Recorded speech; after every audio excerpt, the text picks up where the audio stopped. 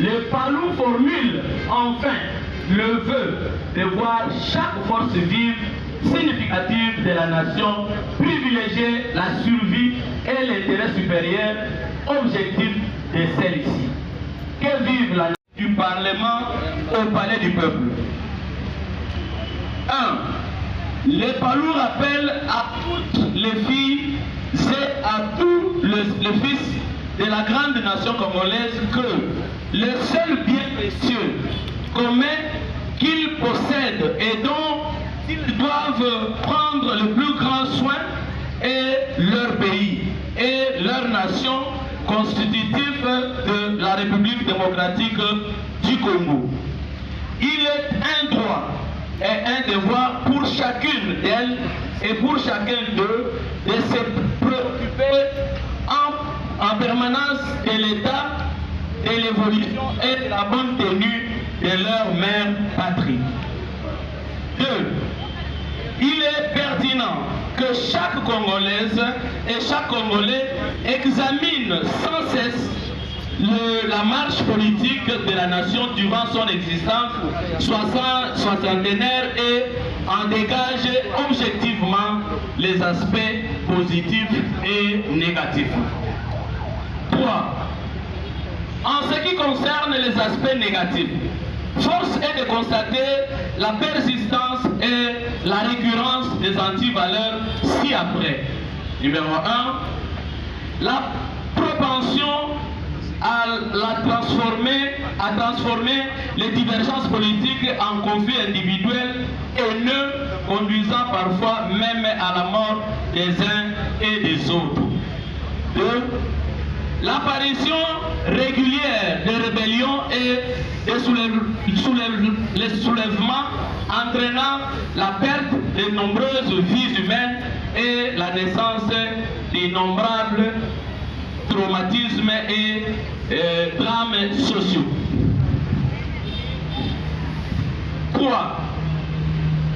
La perturbation fréquente de la paix engendrant de longues périodes de troubles dans le pays, inhibitrices du développement de celui-ci. 4. L'existence continue de l'impression largement partagée par le peuple d'une mauvaise répartition de la richesse nationale. 5. Le développement inquiétant de la corruption, du manque d'intégrité entachant quasiment tous les grands projets nationaux dans la construction des infrastructures, l'exploitation des mines et des forêts ainsi que la passation des marchés publics. Toutes ces antivaleurs produisent dans le peuple un sentiment d'inquiétude pour l'avenir et de mal-être pour la vie du moment. Elles ne peuvent en aucun cas conduire la construction d'une grande nation riche, prospère, unie, solidaire au cœur de l'Afrique. 4. Face à une telle situation, les PALU estiment que, sans atermoiement, il revient aux Congolaises et aux Congolais de réfléchir ensemble pour diagnostiquer les maux et adopter les solutions les plus appropriées en vue de promouvoir le salut de la nation et le bien-être de tous.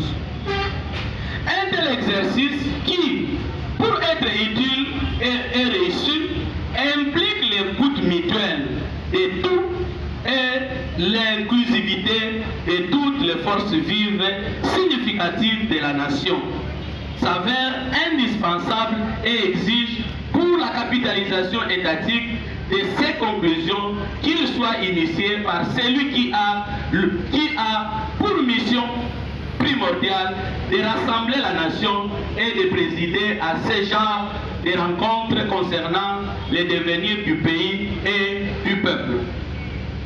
Ce responsable suprême n'est autre que le président de la République.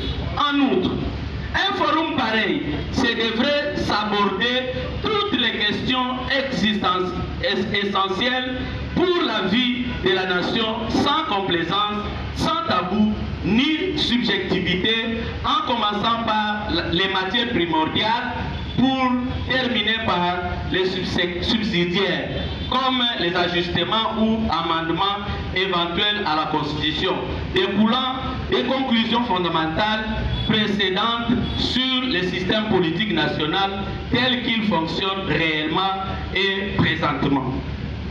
5. C'est pourquoi le PALU soutient la proposition du président de la République et l'organisation urgente d'un tel exercice pouvant alors ramener la cohésion nationale, seule susceptible de permettre au pays de faire face à toutes les menaces multiformes qui les guettent.